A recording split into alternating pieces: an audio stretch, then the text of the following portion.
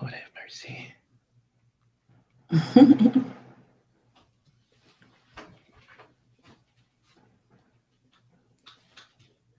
Let me make sure we live on this joker.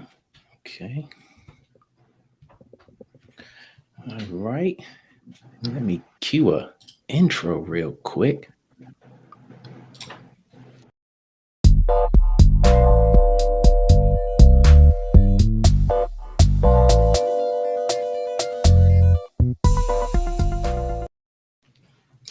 What is going on, ladies and gentlemen? Ladies and gentlemen, welcome back. It's the King and I Life podcast, hosted by myself, Soul the Poet, and my brother, Sexualized. Ladies and gentlemen, you can follow us on whatever podcast platform that you choose to use: Facebook, Instagram, YouTube. Like, subscribe, share. Sexualized. Hit us with the rest of it, man. Yeah, you guys hit us up at KINGANDEYE369 at gmail.com. Again, that's King and I 369 at gmail.com. Again, we always love to hear from our audience, and please make sure you hit us up. Ladies and gentlemen, let me tell y'all something. We got a lovely guest with us tonight.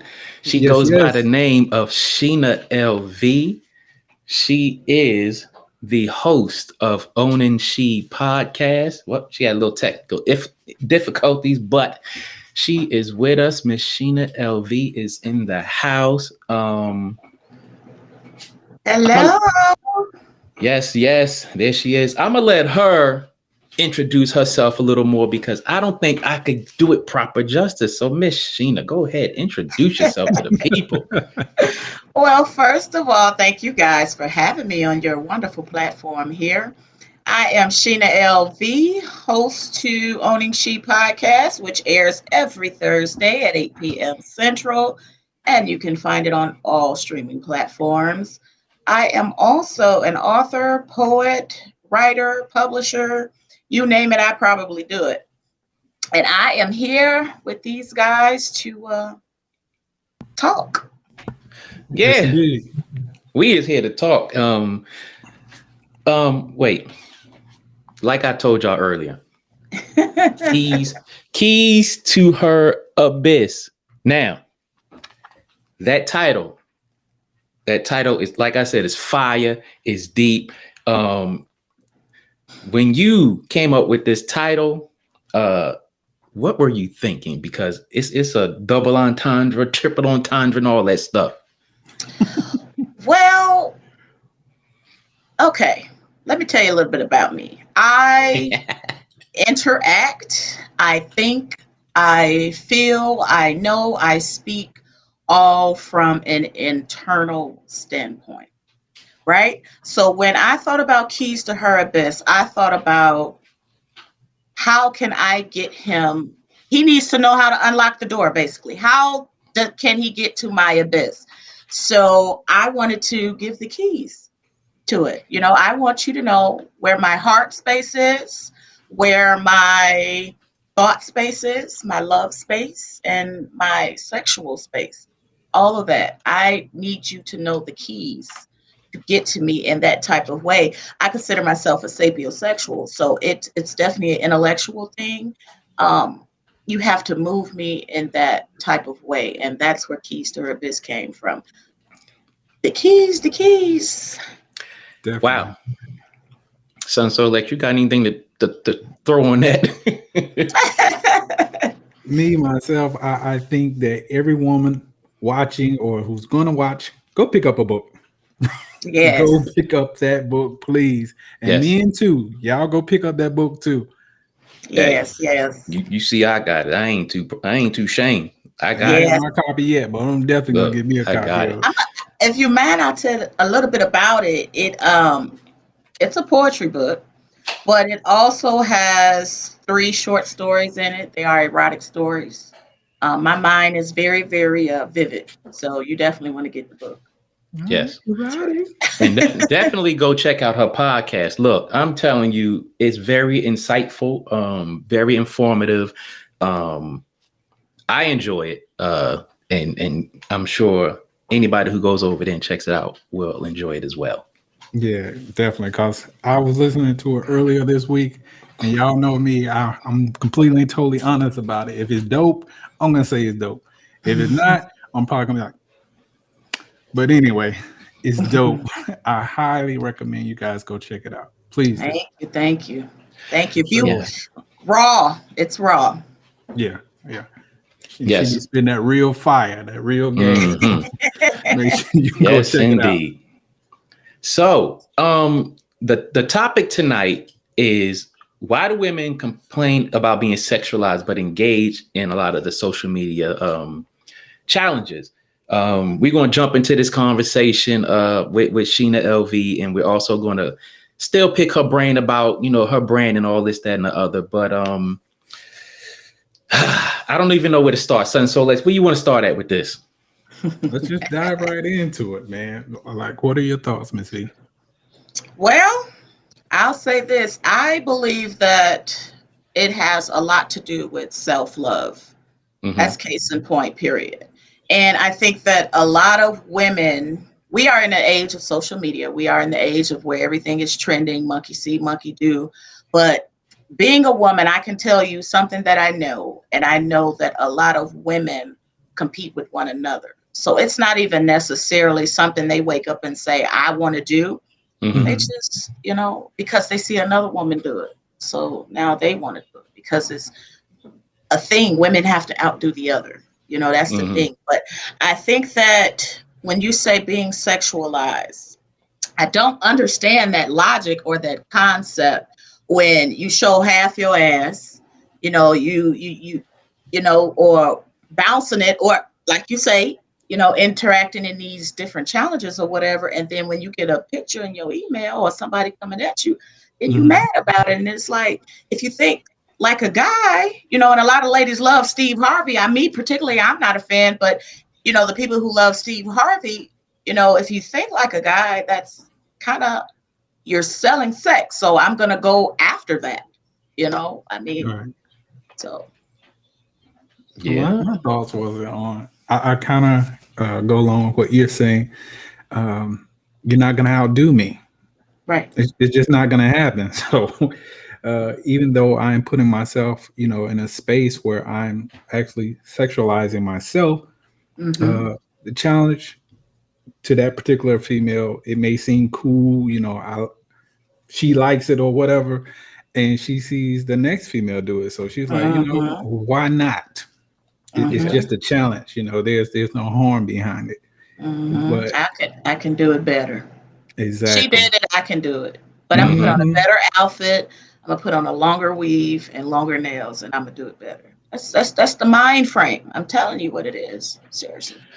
Yeah, but it's kind of it's crazy that I get it. You want to flaunt it, you want to show it off, you got it. All right, cool. But as y'all was talking about, you got to think like a man to a degree, and it's like you start getting all kind of crazy pictures in your inbox and crazy comments and questions and this, that, and the other, and now you don't know how to react to it. Now you have sensory overload because what you throwing out, you getting, crazy stuff back. And it's like, I don't understand why you mad. You put it out there like that. Like, it's like when Jordans go on sale, if you don't want people to act all crazy about it, don't put them on sale like that. Right. Right. Absolutely. And that's the thing, and women fail to realize that fact right there. You are sending a message. No matter what you do, you're sending a message. So if you're going to be classy, keep it classy. Now, you can be sexual. You can live in your sexuality. You can be that. You can own that. You can be all of that. But there's a way to do it within taste, right? So if you're putting on the tightest piece of clothes you can find, or none, and you bouncing your ass on social media, what is okay? Women have to stop faulting men for being men. It is men's natural reaction to be sexual. It's just what it is. So if I'm a man and I see you bouncing your ass and it looks good, I'm gonna go, okay, well, you inviting me, so I'm gonna knock on your inbox and say, hey, well, take a look at this. You know, and so how can I turn around and get mad and say, why are you putting that in my box? Well, maybe because I've seen everything but your insides. You know? And that's what it is.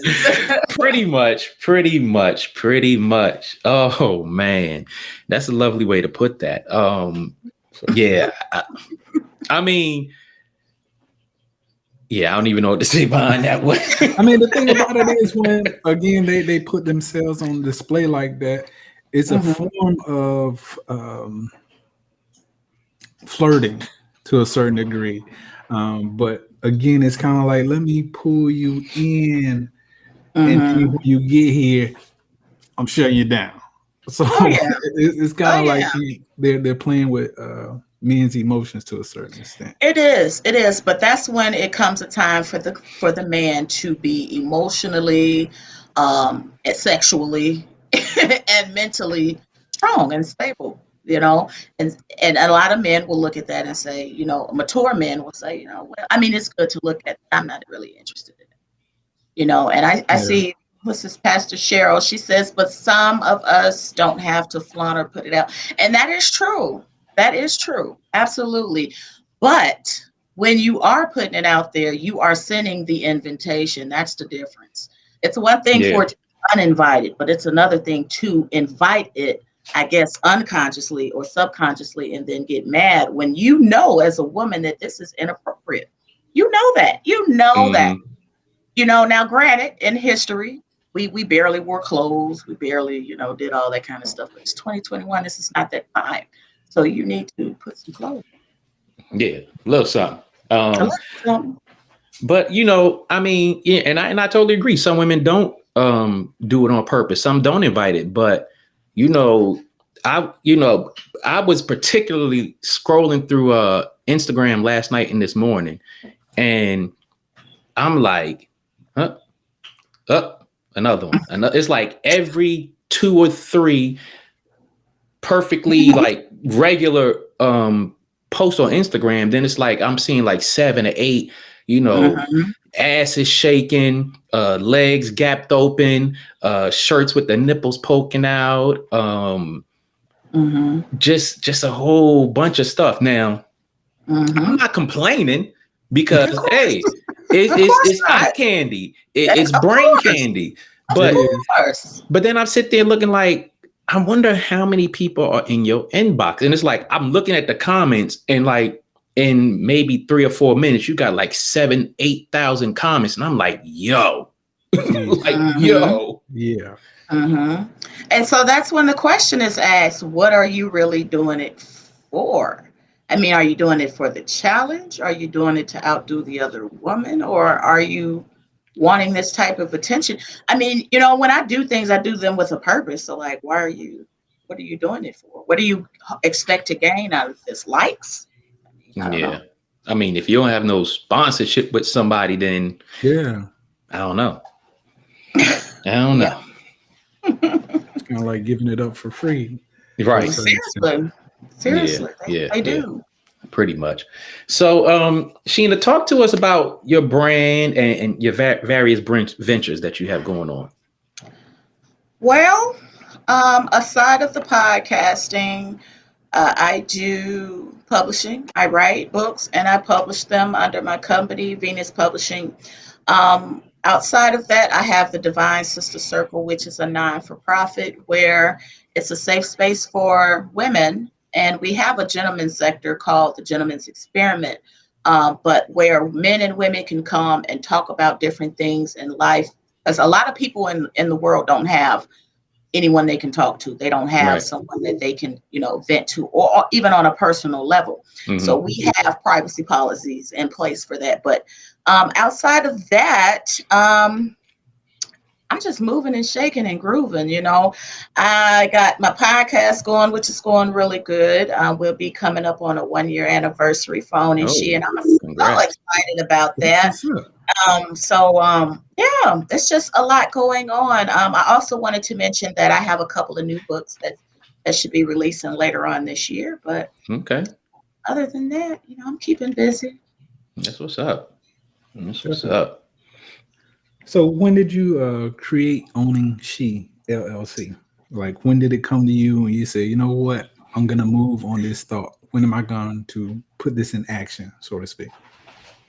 Well, growing up, I was always the introverted child. I'm a middle child, so I suffered from the middle child syndrome. I suffered from, um, well, my mom, let me put it this way. I have five sisters and three brothers. Okay, now out of my mom's children, it's three of us. So I have an older brother who is deceased, and I have a younger sister. And she's not that young. I mean, she's 34 now, but at the same time, when you have that middle child syndrome, it's about the oldest, it's about the youngest, you just kind of in the middle. So I didn't talk a lot. And then I grew up in the hood. You know what I mean? So when you grow up in the hood, you are kind of forced to be who you really not. You know what I'm saying? Because they're your peers. So I always wrote poetry. I always did all of these different kind of things, but I've always had that burning desire to just talk from my core. So it wasn't fast forward. It wasn't until about maybe 3 years ago, I said, you know what, I'm going to start this podcast. So I did a business plan for it, and I got all the information and research. And then it came into fruition, started to about a little over a year ago, maybe early 2020, I started putting it into play, and here she is. Okay. Good stuff. Good stuff. Yeah. Good stuff. So jumping back into the topic of, the evening, do you feel that women are exhibiting a contradiction by willingly putting themselves out there, yet they complain about the responses that they get? Yes. Yes, it is definitely a contradiction because, like I said, what are you doing it for? What is the purpose? What is the underlining reason for why you're doing it? Now, at the same time, you got a lot of women that's like, let me live, let me be me, let me do this. I'm free, I'm liberated, and I'm all for that too. But we're not in Europe. We're under European law, yes, but we're not in Europe. So that's, we can't just walk around with our vaginas and penises hanging out like that over here. It just kind of doesn't work that way. So it's a matter of what message are you sending and what are you expecting to get out of it? So. Yeah, I totally agree with that as well. I mean, we pretty much said it, but if you don't want that attention, then why are you doing it? Why are you getting mad about it? Like, go do something else. But on the flip side of that, there are women out there who have been repressed for them lives, or been introverts, whether by choice, force, or whatever the case may be, and that's their way out. But some of them who are not ready for that lane, that mentally or emotionally, I think some of them either need to find guidance or didn't have guidance, or they need to take a little time to know themselves, identify their strengths, their character, their voice, this, that, and the other, so that they don't jump out there and do these things. And then the opposite reaction to that is, things like depression, stress, anxiety, and all kinds of things like that. Yeah, there's definitely a flip side to putting yourself on display like that. I guess some females may feel like, if I do this, the right person might see it, and I might be able to get into acting, I might be able to get into modeling, I might be able to get into doing commercials and things along that line. But again, when you send out that type of message, like we're saying, you have to be prepared for the flip side of that, because it's going to come back to you. And not only are these talent agents going to be looking at you, there are going to be a whole lot of people who you don't want looking at you.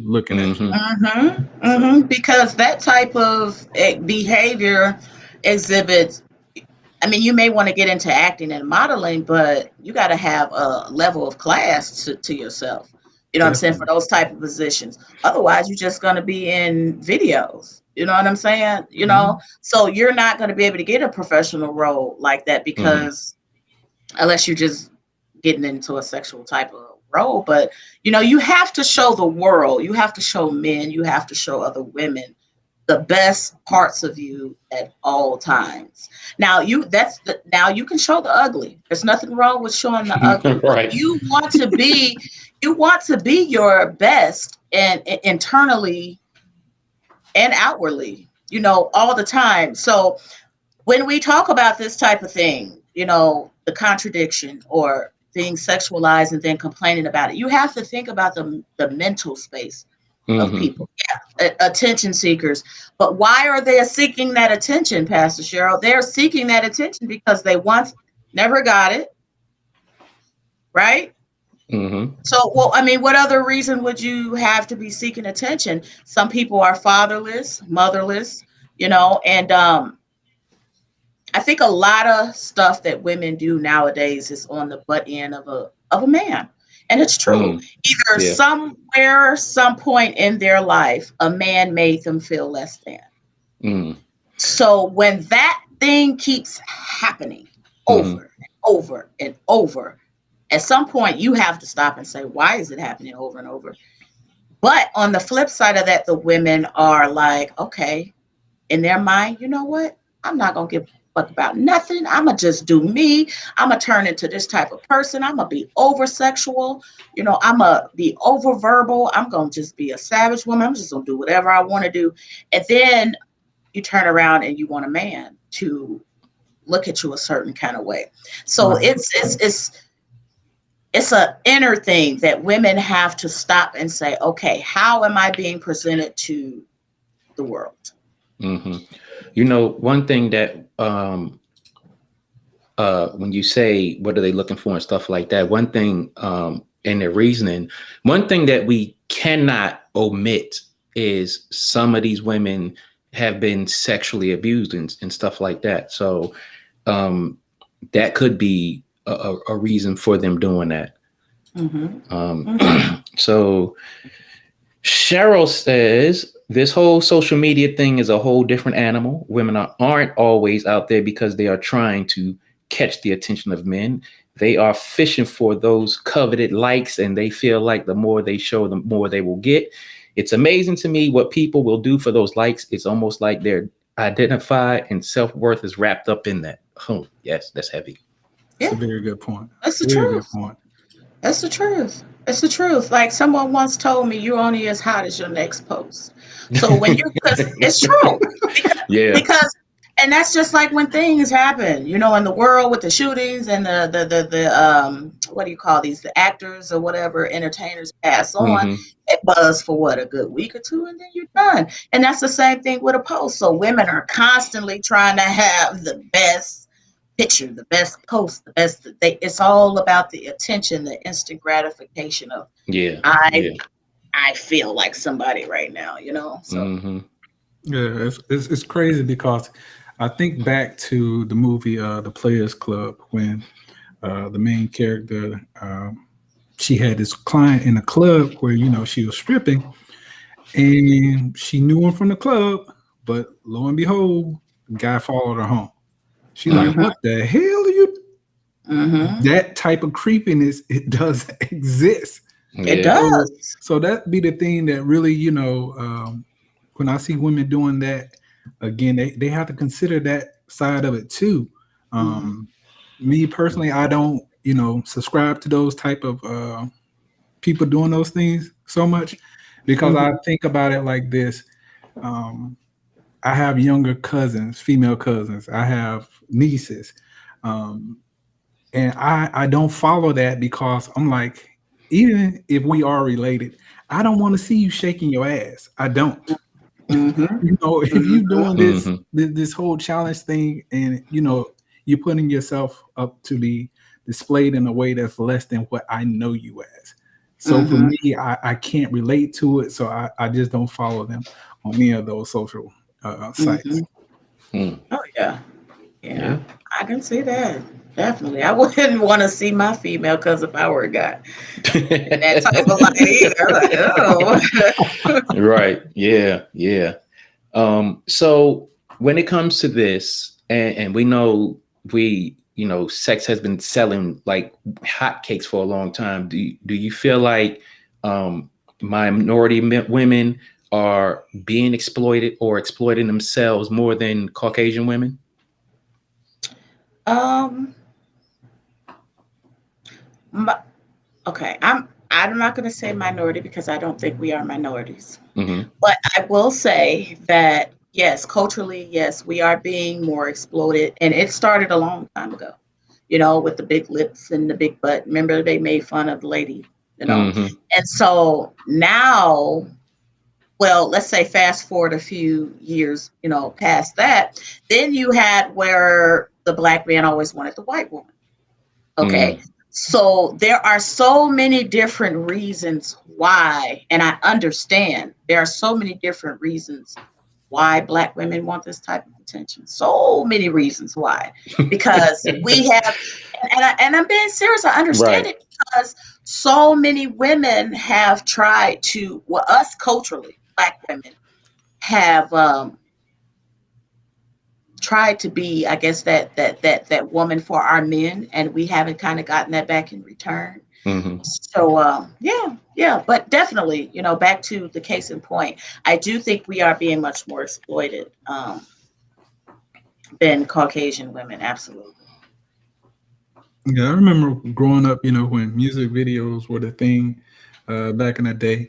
And I always wondered why we see, our females being exploited a hell of a lot more than, females of other cultures and, rock videos or country videos or whatever the case may be.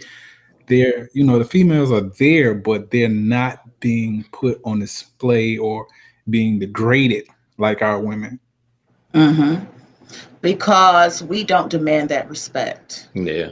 We do Totally. not demand the respect that we are supposed to demand.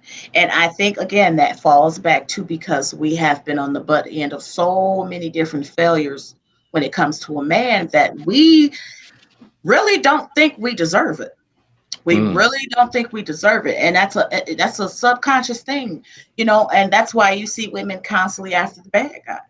You Mm-hmm. constantly see when, hey, I'm sorry, I didn't want to mess the show up, but I saw my girl. Hey, You hey, good? You good? give the shout outs. We keep it flowing now. Come on now.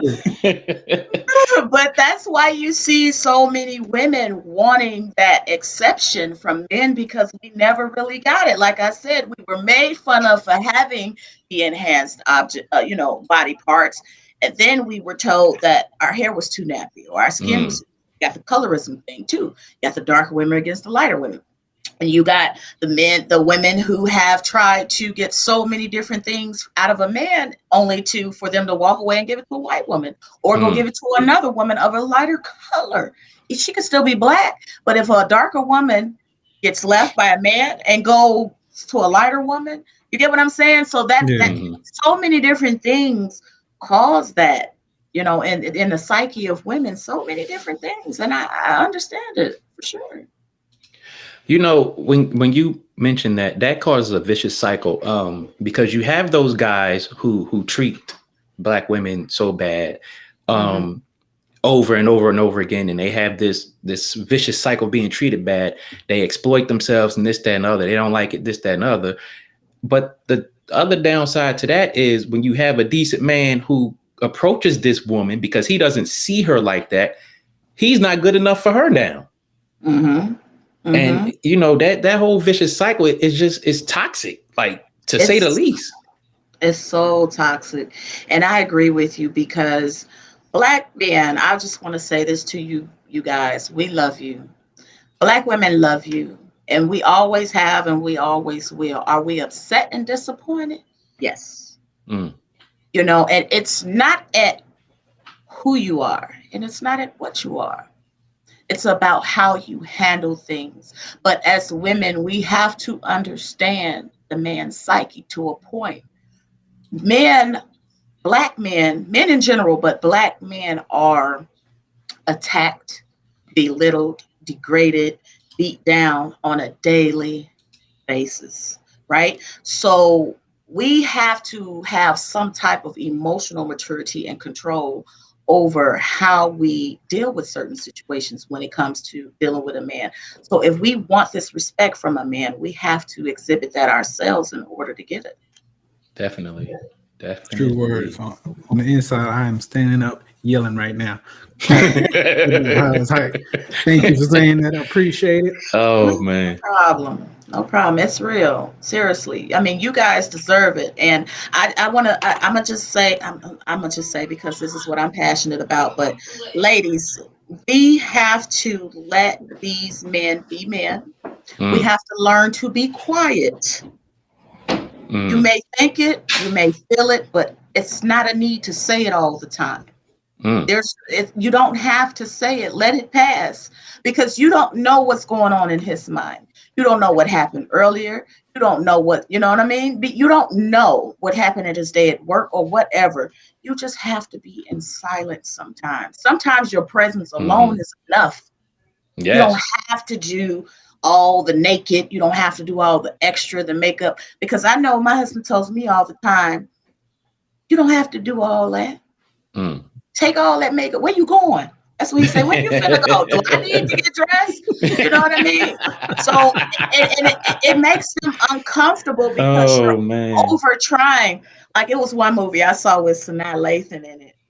I can't remember what it was, when she cut all her hair off and the guy told her that he felt like he was on a forever first date. I remember. I know what you're talking about. I don't Yeah, remember the so name of it it's though. like, just relax, ladies. I'm telling y'all. Let me tell y'all a secret, women. Men are much more simpler than you think. Yes, we They are. think simpler. Seriously. Yes, We we put are. so much, women are chaotic. We put so much, and we think that the man is thinking this and doing this and doing it. Girl, if you don't sit down somewhere and Mm, just be peaceful, let that mm. man be. I'm telling you, and he's gonna turn around and come back to you. You just have to learn to be silent and do your part. That's what we focus on. Yeah, yeah, yeah. Yeah, we can make that a snippet right there.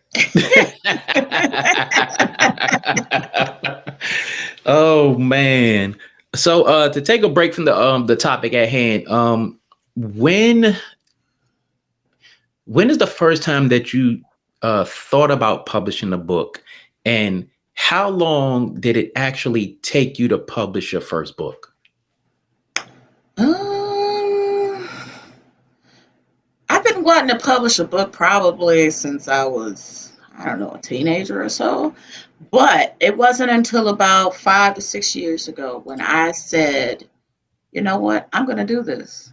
Mm-hmm. I'm going to do this. And I want to publish it. I didn't want to traditionally publish, but I said, I'm going to make my own publishing company. I'm going to learn how to publish my book, and I'm going to do this. So about 5 years ago, I started writing all kinds of stuff. I have all kinds of material. And then when I finally released, and it was supposed to actually release in 2019, but it ended up Mm-hmm. releasing in 2020. But yeah, it was just a matter of, I had to get it out there. I wanted to do it, and I was ready to do it. And now I can't stop writing. Mm. Wow. Yeah, I know that feeling. I know that feeling.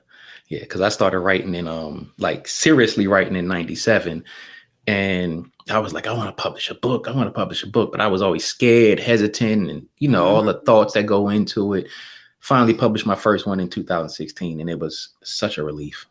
It Such a is. relief. It is. You know, we always get caught up in like what somebody else thinking, what somebody, Yeah. but I don't care. Like, now, Yeah, I exactly. don't care. I'm telling you, you can not like me, you can love me. I don't care. Let me Mm, live, because I have broken free from a lot of things that have kept me from living my dreams. I feel you. I'm not Yes. going back there. I'm not going back to that place. I know that's right. Very good. I know that is right. So, is money a big factor in this exploitation, in your opinion? Yes. Yes. I don't know if you heard of Kevin Samuels. I'm pretty sure you have. Yes, I Yes. have. But every woman has this idea.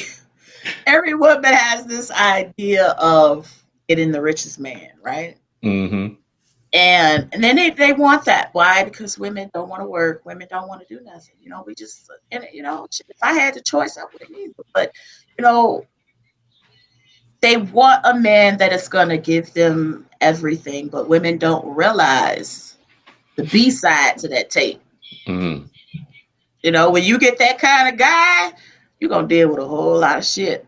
A whole lot of shit. A lot of shit that you can't even wipe your ass from. I'm trying to tell you, it ain't even worth it. Get the man on your level and sit down. Oh man, yes. Yes, indeed. Whew. Yeah. Whew. I mean, so at what point should a woman, or can a woman, or just people in general, look at it as freedom of expression, or you know what, you're just doing too damn much? Yeah, I think it's freedom of expression. I definitely think it's freedom of expression. I definitely think that a lot of women they are trying rather to break away from the traditional way of doing things, but it's a way to do it, right? Like, you know, and I don't know, some women would say just let them live, and I do. Just, you know, do you live your life. But when you come on their side of the fence, you're gonna have to be about something. Mm-hmm. You know, and you have to, yes, Melinda, you have to learn how to be a woman, how to carry yourself and be virtuous and be if you want to be somebody's wife, then you need to act like it. And I'm not talking about, because you got a lot of women that'll be like, you know what, I ain't doing that until he asks me to marry him. He's not going to ask you anything if you're not doing anything to show that you're a wife in the first place. You know, so I don't understand that system either. I ain't finna cook, I ain't finna clean, look, I put it to you like this. I don't care what nobody say, but you can have sex before you get married and all that kind of stuff, because I would be highly upset if I waited 5-6 years and then you are disappointed to me sexually. Mm-hmm. And that's the same thing. I'll be damned if I wait 5 or 6 years after watching you shake your ass on social media, but you can't even fry a damn piece of chicken. Like, get out of here with that. You can't fry. These women don't cook no more. They don't keep a house. They don't do none of that. They don't do none of that. They barely raising their children. You know, the technology is doing that. Yeah. Cheryl says, if women stopped and thought about it for just a minute before they put themselves out there on social media, portraying themselves as anything other than respectable, dignified, and worthy of respect, they'd have to admit that they're not even looking for the kind of man that would be drawn to them because of the scanty clothes or the obnoxious sexual behavior they present. So in short, women can't be mad because men are buying what they are putting for sale. Signs out for freedom of expression is one thing, but it may come with a cost. That is so true. That's true. It's a cost to everything.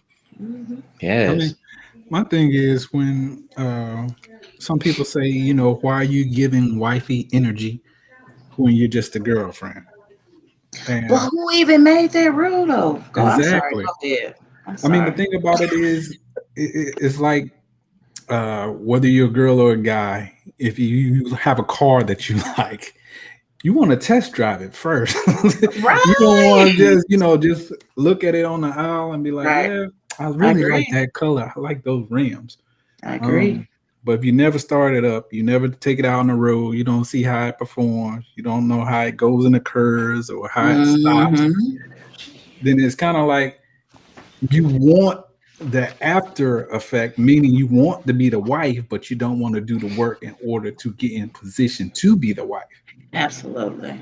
I agree with that. Like you said, you got a car, it can be nice and pretty, be shined up, got a candy paint job, but the engine blown. Yeah. You ain't lying. You ain't lying. That's today's women. And women, I'm gonna tell you, men are looking for women of substance. Women are looking for women that has an opinion and boundaries. Okay, if you just let anything go, anything slide, you're doing whatever, being whatever, saying whatever, and I mean, he's gonna look at you like, I mean, you don't care about nothing. You know, so you have to have something to give, and other than your looks, because that's gonna fade. Oh yeah. You know, that's and There's a lot of women that look better than you on a daily basis. I mean, they men, they're gonna look. I don't care if he love your dirty draws, honey. Men are men, they're gonna look. Yep. So we got to get over that. We have to get over a man, you know what I'm saying, looking at another woman. That's just who you are. And I'm the type of woman that is okay with that. I cannot tell you, I can't tell you who to be. I can't tell you who to be. I don't control you. I don't own you. I can't tell you, don't look that way. Don't look that way. Don't look at her. Don't look that way. I mean, how am I tell you to deny your natural self? Now, if you can't control your own loins when you in a relationship, then that's something you need to figure out. But I always tell women, we get in these debacles with men and all this kind of stuff, and it's like, you chose that man, though. Mm-hmm. You know, that's why conversations need to be had up front. This one guy got this video going around social media. He said 3-6 months. He said, "No, show me you crazy up front."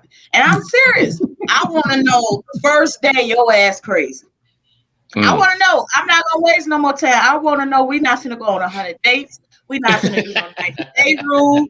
We're not gonna do none of that. I want to know you crazy up front. Oh man. Okay. I want to know what you stand for up front. I want to know what your mind is like. I want to know what your heart is like. I want to know what your intentions are like, and let that be my decision to play or go. Right. For sure. Yeah. So, I mean, so far with all that we've discussed, is there really true balance on the part of women when it comes to this? Yes. Yeah, I think so. I think there's a balance. I think we just have to learn that balance. Again, that kind of goes back to our mentality. When you're not used to having that balance in your life, you're going to overdo one thing. You're going to do something more than you should. So you could be sexual, you could be all that, you could be vibrant. You know, I do erotic poetry, but at the same time, I'm not on social media half-ass naked. Right. It's a way to do things. You know, this is my art form for this. But once I'm done, I'm back to who I need to be behind closed doors or in my regular life. So women have to understand balance. And it's yin and yang. You know, there's male, there's female, testosterone and estrogen. Okay, so women have to learn to control that and become balanced in their minds, hearts, sexually, all of that. You have to learn self-control. Yeah, definitely. Now, when you mention poetry, because you know I've had these comments thrown at me. So when people try to compare, well, you do erotic poetry and you're talking about somebody who's half-ass naked. When they try to compare has anybody tried to make that comparison with you? And if they have, what was your response to them? Yeah, they do. They do, but at the same time, like I'm like, first of all, man, your business. No, but seriously, it's like, I mean, we grown, you know, and that's the thing I don't understand about church folk, but we all grown, we all exhibit in sexual behavior, right? And there's a way to talk about it amongst grown folks without it being a taboo type thing, you know. So it shouldn't be like, why are you doing that? Who are you to tell me how to live my life and what I should say? Yeah, pretty much.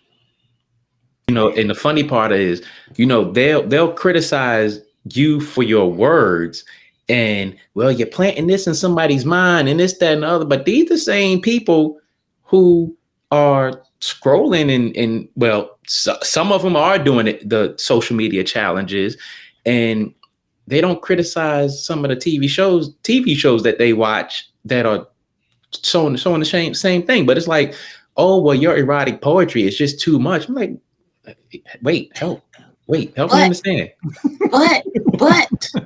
But it's accepted when the Caucasian does it. Yes. And that's the point I'm trying to make. When we come to someone else and try to correct someone else or give an opinion about something, or we don't know how to celebrate one another, We don't know how to be quiet and mind our business. We don't even know how to take advice from another person just because we look alike and we feel like, how can you don't know any better than I do. So I don't want to hear that. But when the Caucasian comes and tell you, oh, did you hear about so and so and so? No, I don't want to hear it now. Right.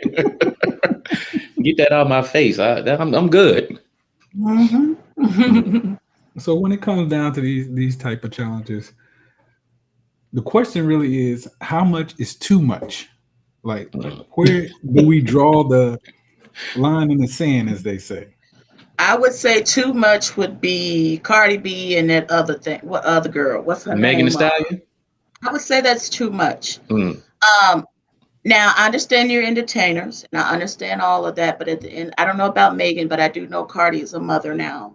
And that's what she should be concerned about, right? And you got parents out here, shit, that party with Cardi with their kids. Like, I like Cardi, she cool, she funny or whatever, but at the same time, that's too much. Too much is selling your soul to social media, or the devil, as they say. You know what I mean? Just for likes or just for attention.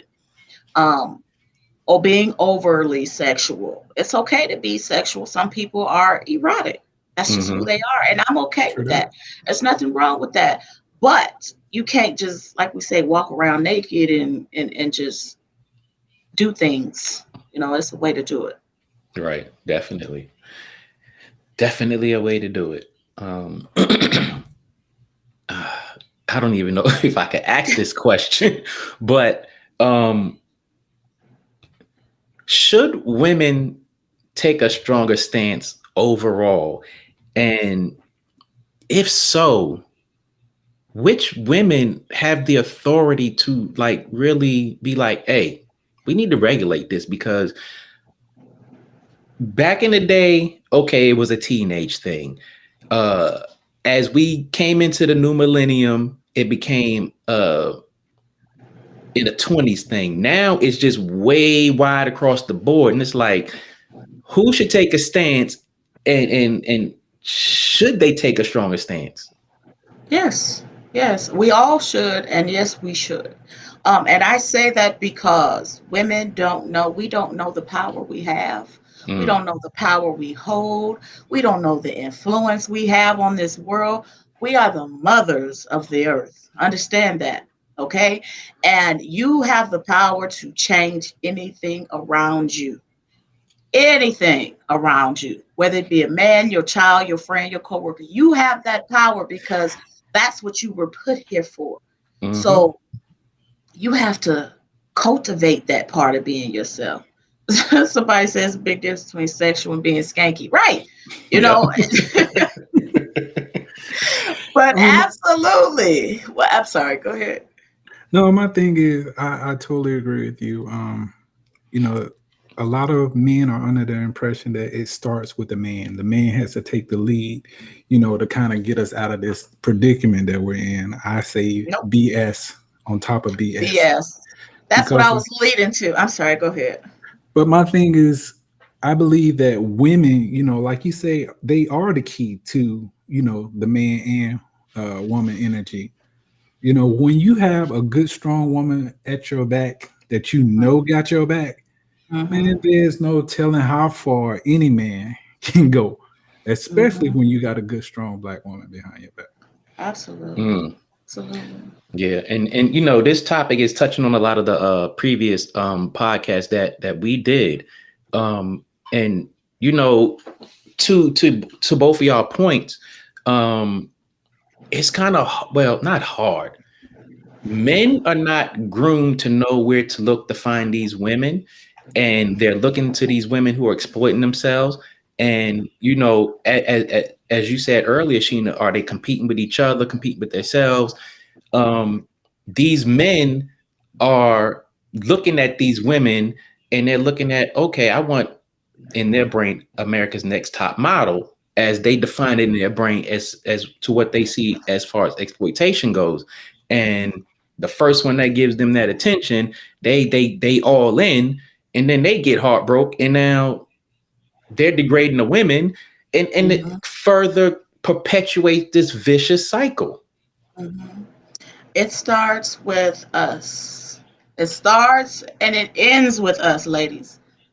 I don't know how else to say it. It starts and ends with us. You have the power to do whatever. You have the power to shift your dynamic. You have the power to do all of that. And listen to these men up here saying that they are looking for these type of women.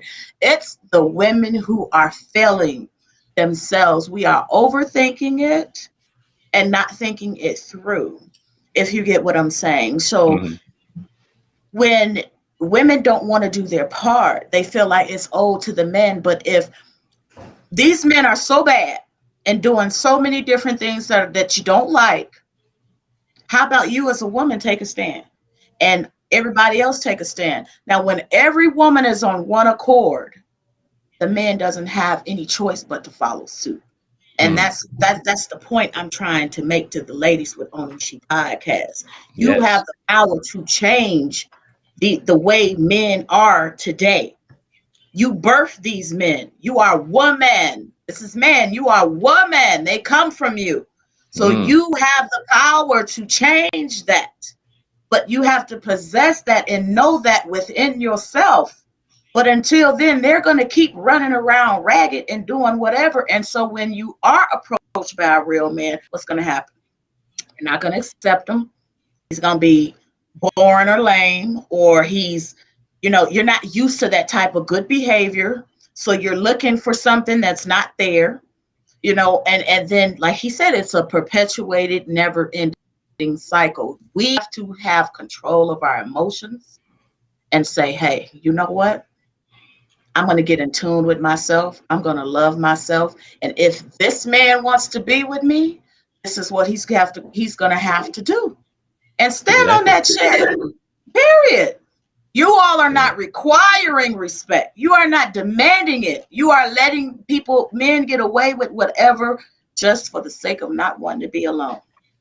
Good stuff. And until you stand in yourself, they're not going to stand in their self. Women don't realize this, but men do follow women. They do. They do.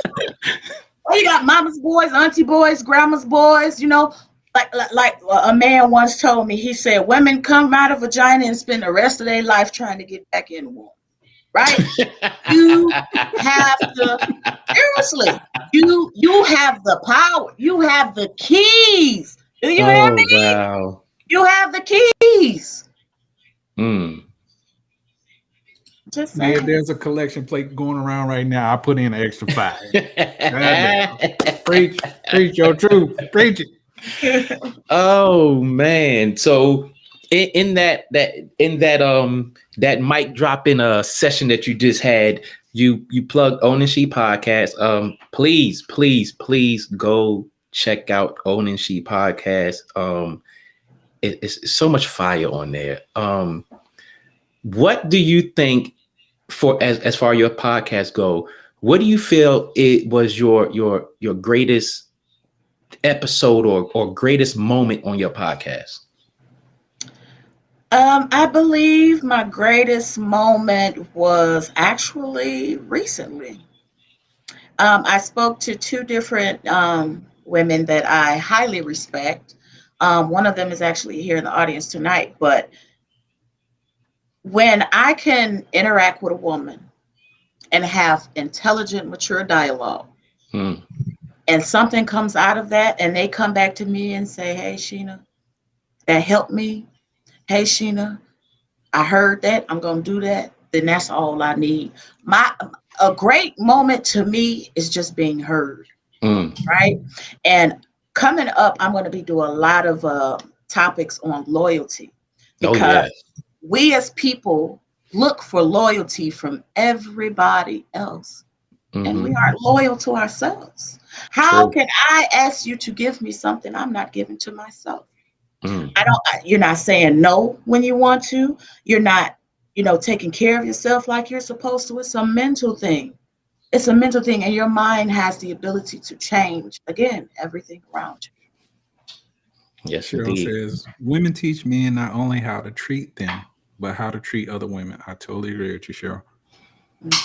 I can tell you how many lessons my mom taught me growing up. My dad, again, being in the military, is gone a lot, but the lessons that my mom taught me have such an impact on my life. You know, I can't thank her enough. So I totally agree with you, Cheryl. Yeah, and to that point, women, stop saying that you can't raise a man, because if it's not for y'all, we don't know how to treat a woman. A man can teach us how to go out and get a woman, but I personally feel a woman is better equipped to teach a man how to treat a woman and keep a woman. So, because I'm sorry, are we out of time? Oh no, we good. Go ahead. Y'all know this is my subject here, but that's because wait, what were we talking about?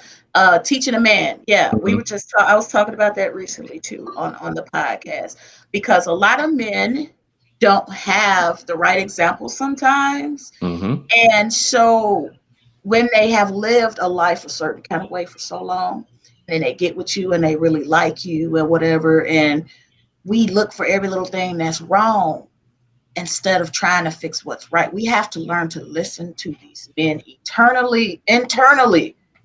Don't just listen to what they're saying sometimes. Listen internally. Feel what it is that they're trying to explain to you, right? So you may have to shift his direction and thinking on some things.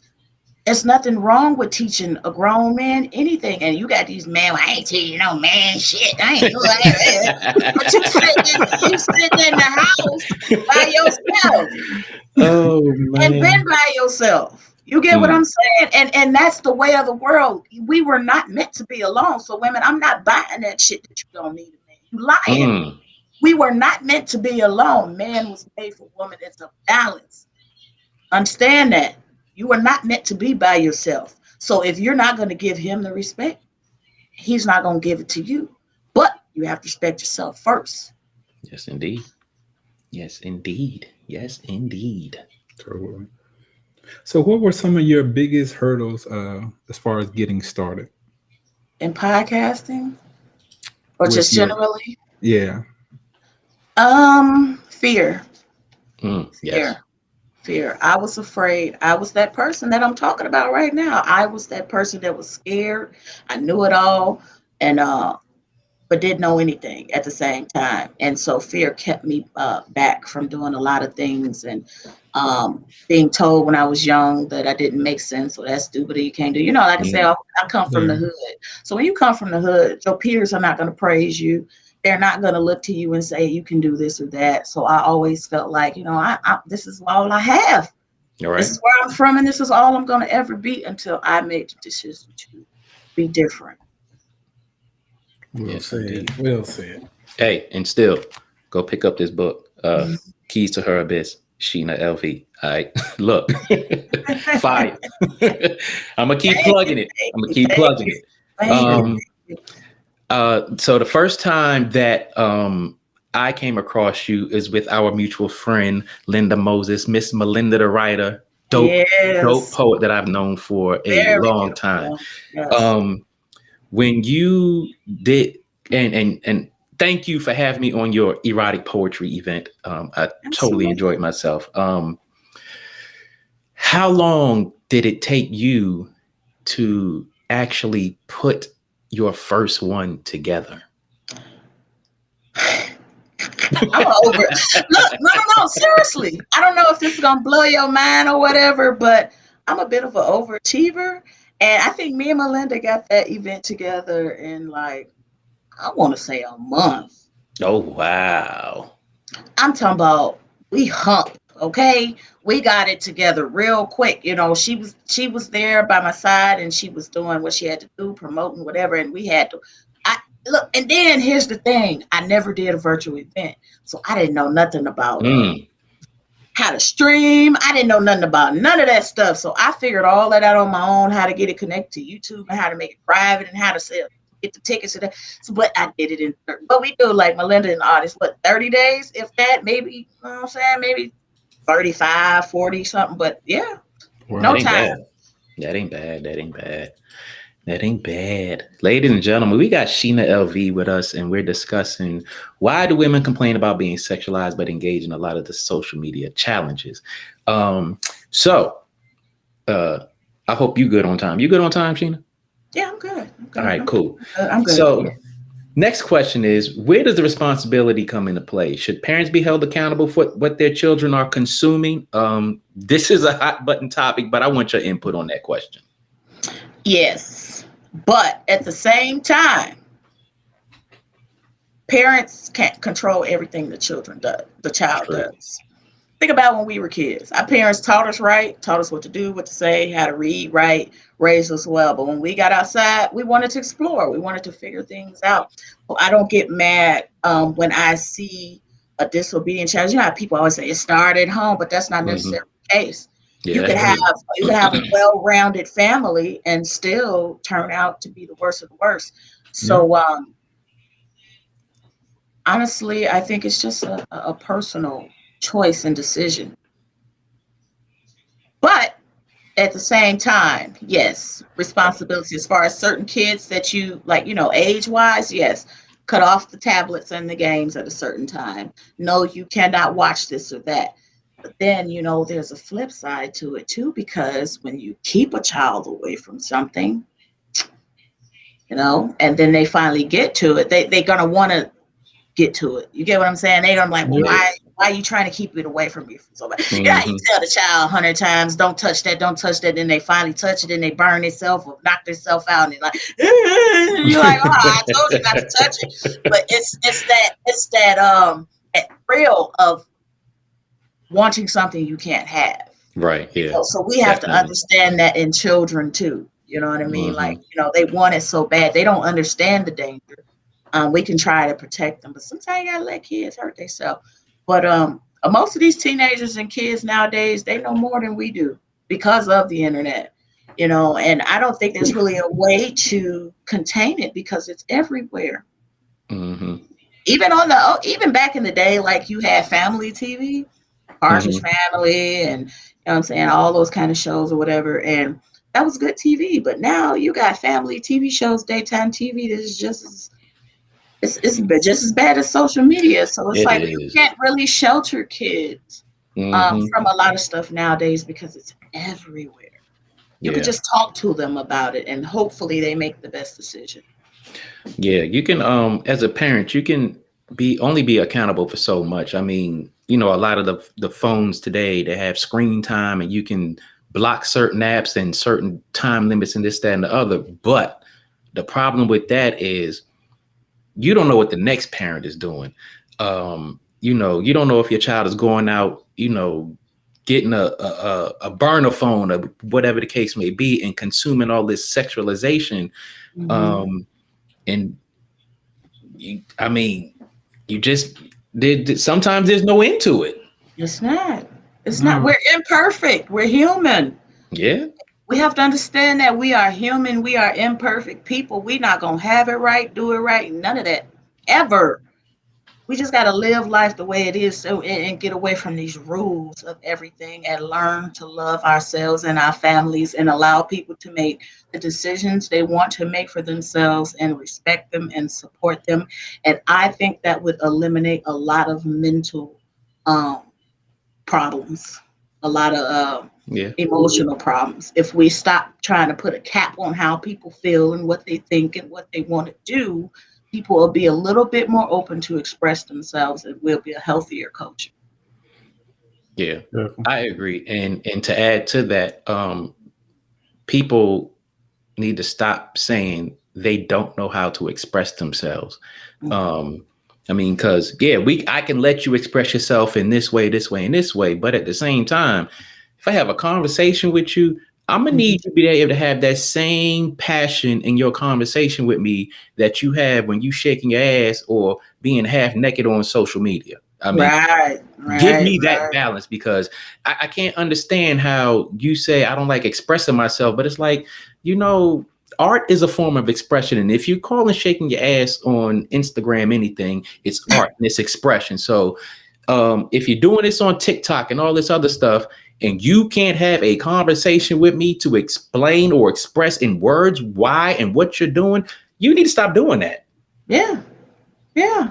But it's for likes. That's what I'm saying. Now, if you're doing it for like, let's say you're a samba dancer or a belly dancer, or you're doing something culturally, then that's cool. That's cool. I can understand it in that sense. But when you're doing it for the sake of just somebody liking the picture, it holds no weight. It's valueless. Definitely. I mean, my thing about it is with kids, with all the exposure, to the internet and what they see on TV, even the cartoons have sexually exploitive ideas in them, and it's frustrating as a parent because I can set my son's tablet for kids only, just straight kids programming, but yet and still I can still come across certain videos where they either got cursing or they're showing sexually exploitive ideas. And it's like, well, damn, like this is for a child. Why in the hell is this on here? There's no escaping it. It's everywhere. So what do you do? Yeah, we definitely we just limit what we let him watch. We try to make sure he's watching, programs that we feel are comfortable for him and for us. I know that's right. I remember growing up. What you in there watching? Let me see that. Growing up, and my there's a song that came on. It was me and my cousins. We're out there dancing, doing our thing. And my dad looked at us and was like, "That's really impressive, but y'all got so much passion for the music and dancing, but how come y'all don't have that same passion for school?" And we're looking at each other dumbfounded, like, damn, that do make sense. Oh man, yes, true. It's funny that you mentioned the cartoons and stuff like that, because I mean, when you think about that, I mean, should it be more regulation to limit the blatant advertisement of sexuality? Because for the longest time, our cartoons, for the longest time, even up into my 20s and 30s, a lot of it I didn't look at as sexual exploitation until specific news broadcast or counselors or therapists and started saying things. And then you notice this shift in cartoons where it's like you see a cartoon character moving, shaking their body back and forth. And back then it was like, oh, they just shaking back and forth. Now it's like, oh, they're twerking. And then you got the kids imitating that, especially the little girls. And it's like, oh, wow. Wow. And then, they think it's cute because they don't know no better. And and then if they have access to social media, they see the older girls and women doing it. And then it just, I don't know. It's just that magnetic draw that draws them into that sexual exploitation. They don't know no better. The older ones know better. But it's just like, yo, at what point, like, come on, like, somebody needs to step in and do something. Yeah, but what can you do though? Seriously, because if you're blocking the TV channels, if you trying to engage their mind in something different, kids are curious, right? So when you send them off to school, their classmates are doing it. So you send them to their friend house, you don't know what the hell going on over there. So it's like there's really no escape. As a parent, you can try the best you can, raise your child the best you can, but I think you have to give them a little bit. Now, at age appropriate, of course. If you're a teenager, that's the time when it's okay to talk about sex. It's okay to talk about things like that. But when you're a baby, you want your child to try and keep their innocence as long as possible, because you got the rest of your days to be an adult, and you be running back. So. Man, well, if I could run back, I feel it. I wish I could run back. For real. I wish the only thing I had to do was some damn homework. Okay, clean my room, I get free food and shelter. I'm in there. Oh man, yes indeed, yes indeed. So, should there be more regulations to limit the blatant advertisement of sexuality? Should there be more regulations? Yes and no.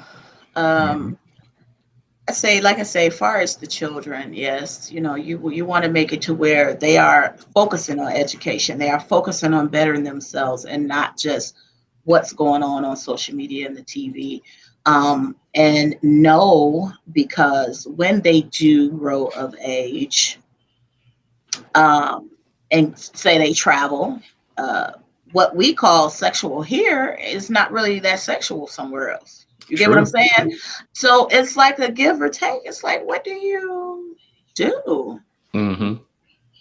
You don't know. It's an A and B side to each thing. True. Yeah, it is. Um, how numb are we to it as a culture and as a country in Hmm. America?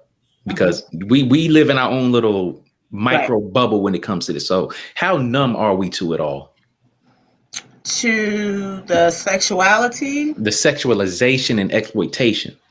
um, we're very numb to it. We're very numb. It's to the point where it's like almost normal. It's expected for women to be over sexualized. It's expected Mm-hmm. for men to be disrespectful. Like I come from a time where there's certain things, if you go through these different groups and stuff on social media, you see the way some of these men talk to women and the women cackling behind it. And it's like, what? Never. Not in my day. What? You know what Right. I'm saying? So it's definitely has to be a little bit more regulation. It's a little bit too loose, I would say, Mm-hmm. for my liking. Because I can say I grew up in a time where we had rules and we had morals and values and respect, and we didn't watch certain things until we got of age. It took till we were age appropriate to figure certain things out. Yeah, definitely did. Mhm. Yeah. So yeah, should be definitely a little bit more regulations because we are blind to that fact. It's just like, let them do whatever. I mean, the thing about it is a lot of people, um, again, like you said, it's coming so normal. They Hmm. feel that it's normal to be at this stage right now that we are within our nation. Um, they feel like, we're different times, different era. People should be more free and be able to do Hmm. as they like. Hmm. And I'm all for that, and I get we're in a different time, we're in a different era. Totally, I get Hmm. that. Hmm. But again, I'm totally 100% with you when you say the kids. Hmm. For Mm-hmm. me, it's always about Hmm. protecting the kids. Of Hmm. course, they're going to reach that age where, yeah, they'll start getting, into more sexualized things, or start feeling themselves and smelling themselves, as they say, when it Hmm. comes down to that actual maturity. But the Hmm. thing, again, is don't bring a kid into an adult conversation or an adult Ooh. environment. Let's not Mm. do that. Hmm. Because you have to realize at the end of the day, these are the ones who are going to be taking over. Okay. Mm-hmm. Because Right. we're all getting older, just like Hmm. they're getting older. But at the end Right. of the day, they are getting older. So if they're Right. feeling Right. like, at a young age that where we at now is the norm, Hmm. imagine what it's going to be once they get to our age now. Hmm. Yeah. And yeah, that's the thing. Like you don't have nanas and mamas and big moms no more. You know what I mean? You got the Right. moms and the daughters and everybody out at the club at the same time. And Mm-hmm. there aren't any really values on life anymore. And that's why we are in such destruction right now because Mm-hmm. humans do need direction. Oh yeah. I don't care how much we can't stand our government. It's a purpose for everything. Mm-hmm. Yes, And it is. humans can be very disorderly, so they serve a purpose in a sense, most definitely. Yep. Yeah. And that takes us into our next question. Like, does anybody take into consideration the effect it has on children? Because the young girls they mimic this behavior and they leave themselves open to hazards that may come with it. Mhm.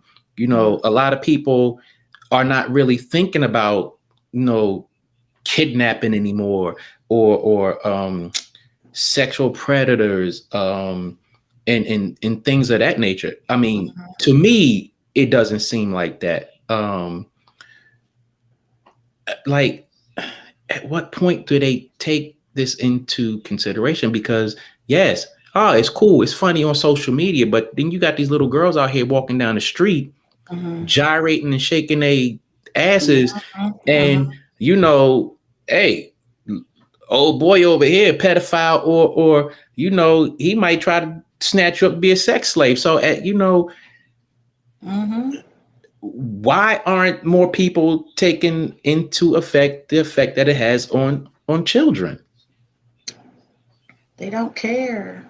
They don't care. And I mean, I feel like it takes that direction, and these parents nowadays, I don't know about far as us, in our age group, like we had parents, and it was a village and somebody looked out for you no matter where you went.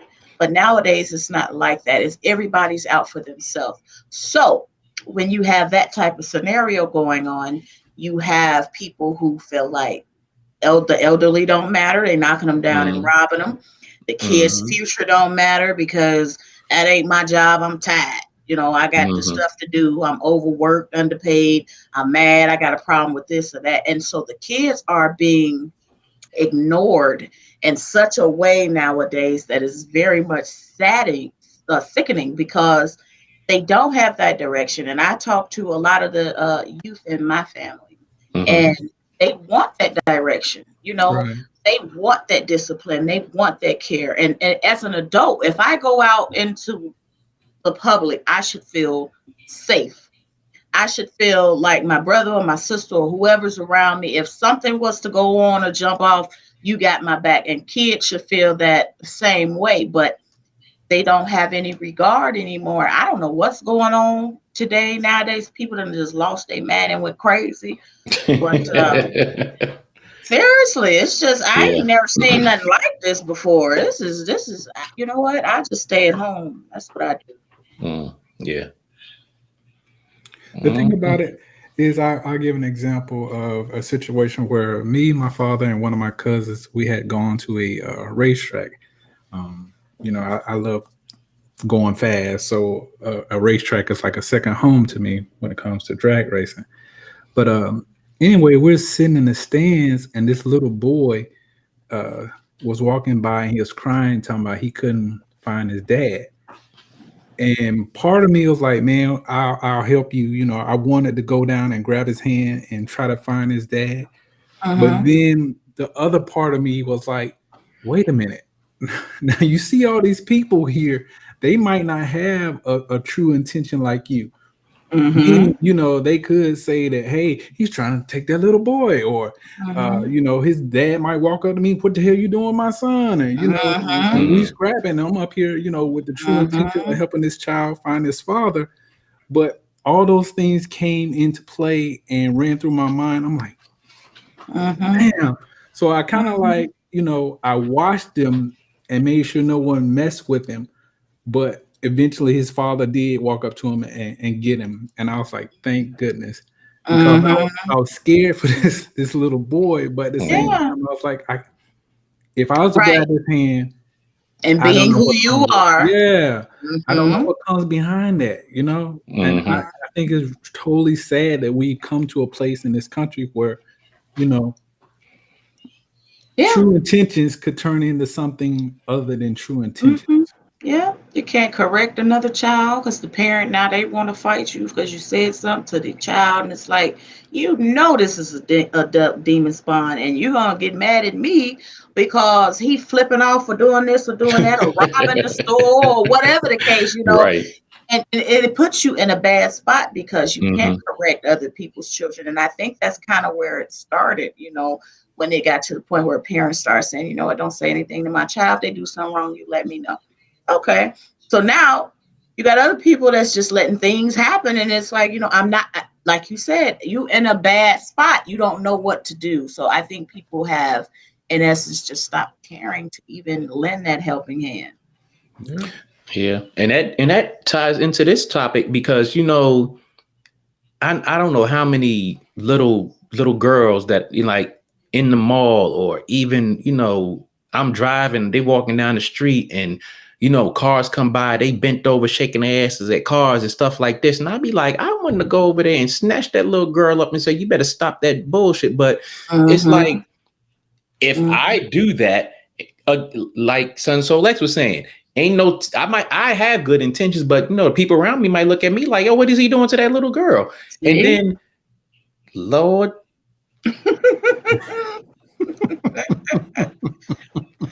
if I, as a parent, as a caring person, tries to talk to one of these little girls and she says something sideways out her mouth, I am going to have to call God, Jesus, Thor, Zeus, Aphrodite, and all of them to whisk me away and send me home, because look, I'm looking out for you and your best behavior. You out here walking down the street shaking your ass like it's cute, and hey, you don't know what, you can get snatched up by anybody. You might get snatched up by the police and get a prostitution charge. You never know. And it's like, you got to be mindful of what the hell you're doing out there. There's no discipline. These people ain't disciplining these children. They going crazy, talking to grown folks crazy. You know what I mean? And it's like, what do you do? I can't say nothing to you, child. I'm like you. Hey, somebody child said I had that happen one time. I had a little girl, I chased her through the water park. I'm like, yeah, you got it. She called me out my name. I said, oh no, ma'am. No, we don't do that one. Oh man. That's the thing. These children don't have any discipline. The internet and phones and tablets and video games are raising these children, and parents letting them do whatever, because like I said, they working doubles or whatnot, or partying. And so kids are raising themselves. So when they get out in the world, they don't have regard for another adult or person, because nobody's told them that. Yeah, they have no fear, no respect, and none of that. They just lost. They getting their ass whooped. That's the problem. Yeah, they need that. So with sex being over displayed in today's society, can this be viewed as liberation, being that Western culture is seemingly trying to catch up with European culture? I think so. I think that because we are under European law, maritime law, whatever you call it, it ain't our original law. Let's put it that way. And I think that we are definitely trying to. It's already here. So they like, the last thing you got to do is just be naked.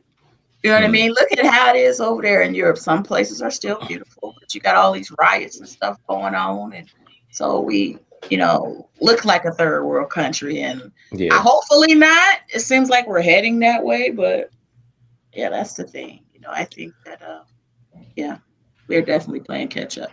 Yeah. The ironic thing about that, that question right there is, we both went to school in Germany. And we was over there late 80s, early 90s. So over there, it's like when you go to the swimming pools, the public swimming pools, after a certain time, you couldn't have clothes on. You had to be naked. And really? Us being over there, it was like, what the? Do we gotta go home? Like, what are you doing here? And I particularly enjoyed that. It's like, when you 16, 17, 18, you looking down like, I'm not equipped for this. But you're looking at these grown people walking around like it's nothing.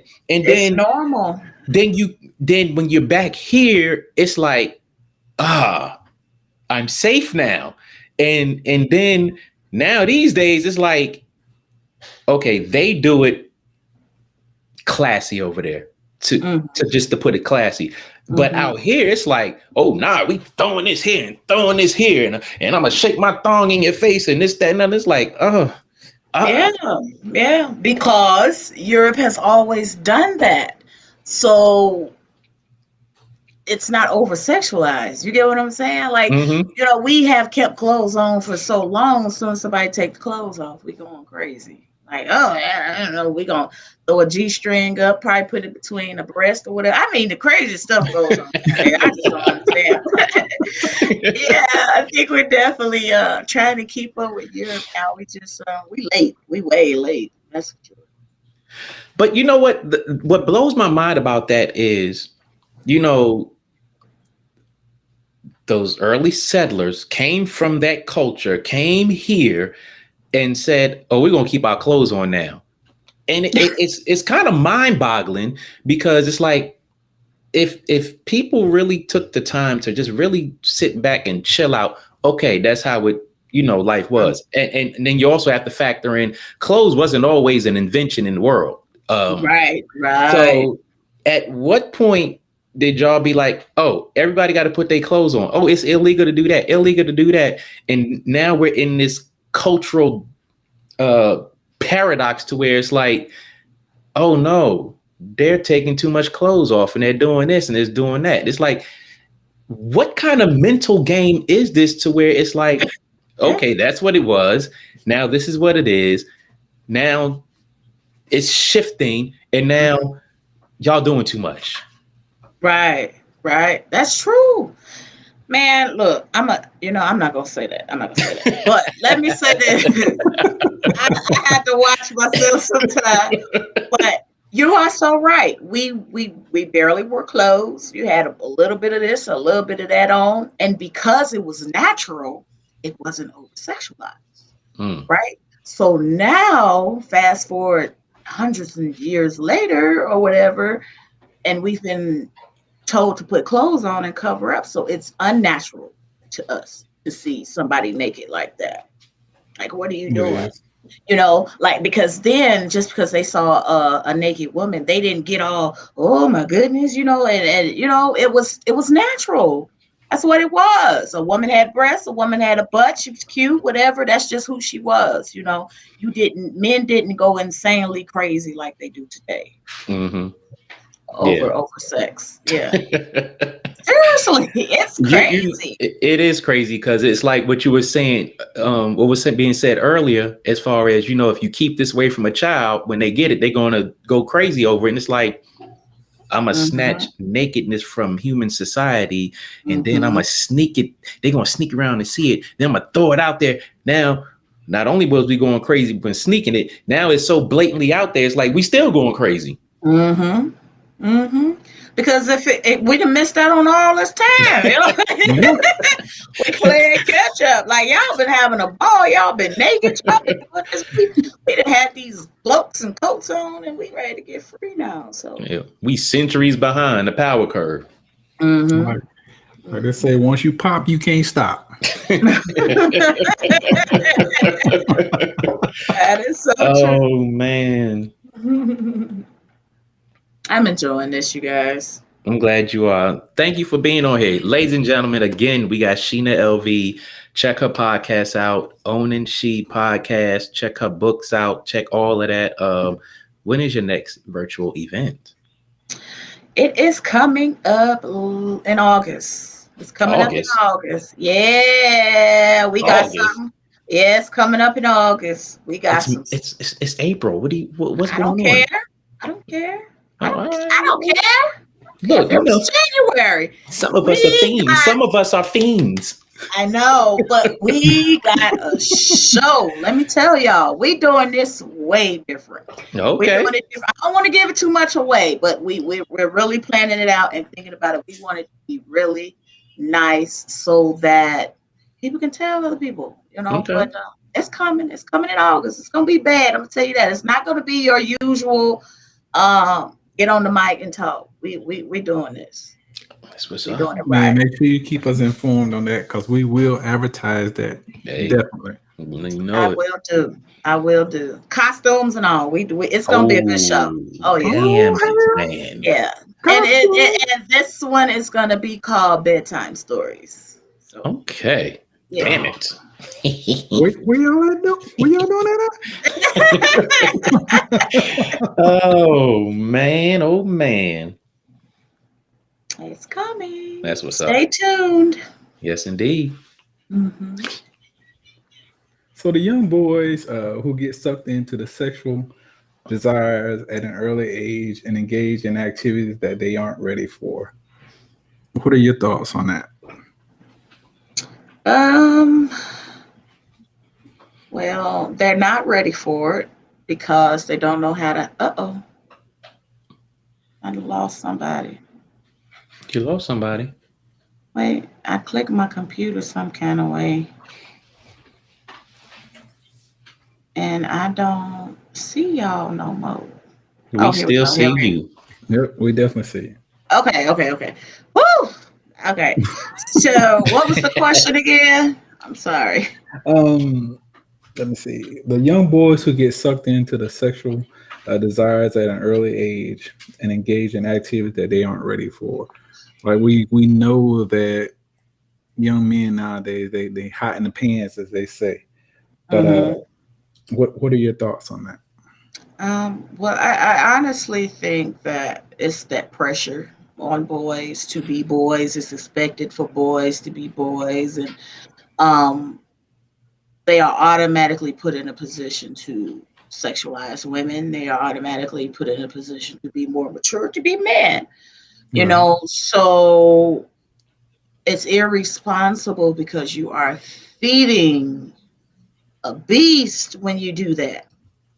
Because when that boy gets a taste of Mm-hmm. anything, it's gonna drive him crazy. Whether it's porn, it's gonna get in his mind. He's gonna be constantly watching it over and over and over and over, and that's gonna become a thing in his mind. Sex, TV, whatever. Even on the streets, whatever you teach a boy young is Right. very, very important because that shapes who he is.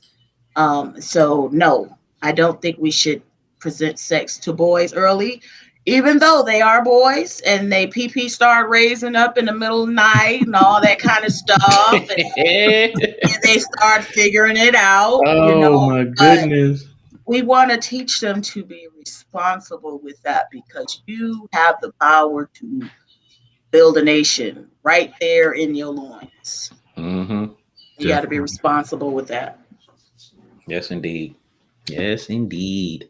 But and that's part of the problem because you got the girls mimicking it, and then you got the boys chasing behind it and having all these desires and this, that, and the other, and the exploitation has a terrible again, that terrible dynamic, that terrible toxic circle. And it's like people get out of control, and then people want to sit there and say, well, why is this child doing that? And it's like, well, did you see what happened on TikTok? See what's going on Instagram. Another crazy thing is, and I kind of, to a degree, I kind of blame the social media platforms because you know what you're allowing. And then the crazy part about it is they'll cancel certain people's profiles, but other profiles are doing the same thing. So it's like you might have your favorite person that you're following over here that's doing something, and their page gets deleted. They might go create a new page or not, or you might, hey, now I got to find one that's as good as her or better. I got to keep my stock going. And it's like, right. At what point? Like, come on, like seriously. Yeah, I mean the thing about it is these young men, they see all this, women shaking their behinds and putting their breasts on display, and they get confused about like, is this reality or is this fantasy? So they go to thinking that this is how it is. This is what it is. I can see women like this all the time, and not only do I want to see them, I want to touch them, I want to feel them, but they don't get the breakdown of you can't do that. There's steps involved in order to get to that that level of being intimate with a female.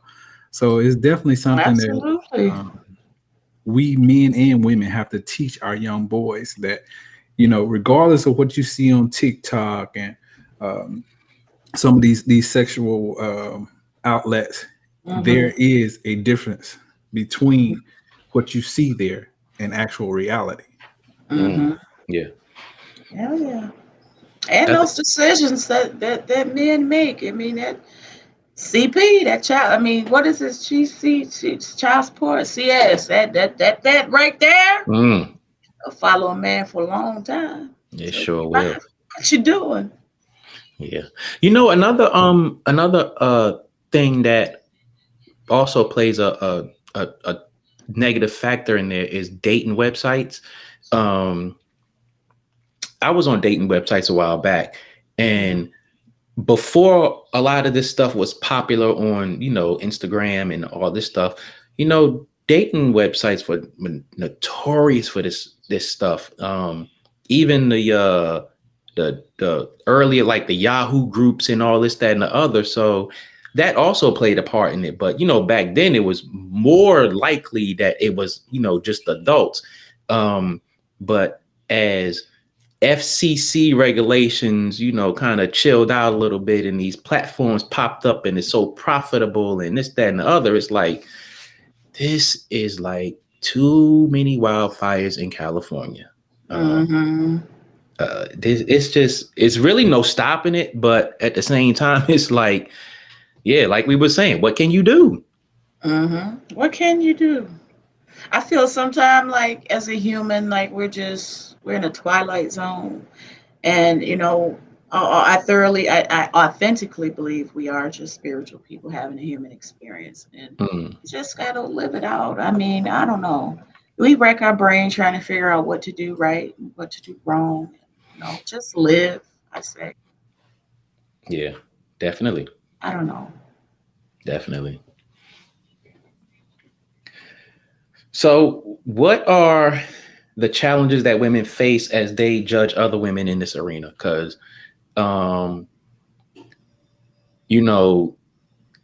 everybody is looking, and then you have this, like as you was talking about the church people.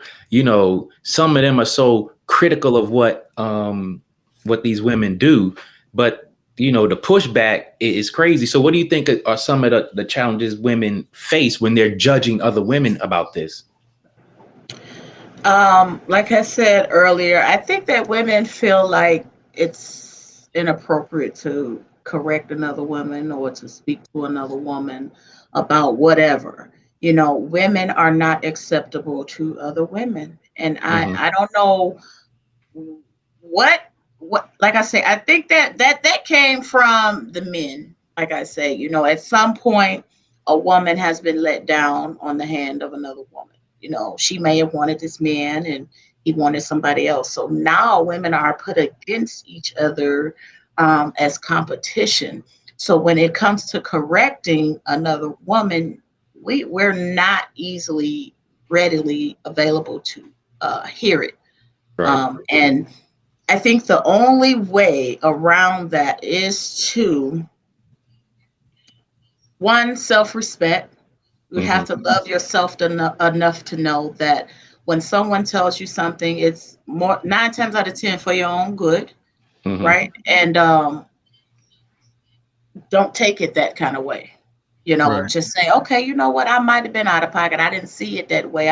Because look at it like this. If you've been in relationships and going in and out of relationships for so long, and the same cycle is happening, and the guys are telling you this about yourself, but you don't want to hear it. So when another woman comes along and say, hey, well, sis, maybe I don't want to hear that. What maybe your man doing the same thing. You don't know. We good over here. I ain't got to worry about none of that because I got the keys. Understand? I got the keys. I don't have to worry about that. So I'm just trying to tell you as your sister because I love you and I'm telling you from a genuine place that there's a way around that. You have to know what you deserve. You have to know that every woman is not your enemy. And it's okay to listen to another woman sometimes. Yes, indeed. Yes, indeed. It is. Well, we want to thank you for coming on, man. This has totally been cool. We definitely hope you come back, and we definitely want to come on to your platform and chop it up with you on whatever topic you choose. Yes. So we down like that. Come on. We say whatever on my show. I don't care. But I do appreciate it, fellas. I had a really good time. And I really appreciate the platform, and I hope that I was able to touch you guys and somebody in the audience. And y'all come check out On the She every Thursday. Oh yes, definitely. Yeah, Please, make sure y'all check please, her out. I'm telling you, please go check her out.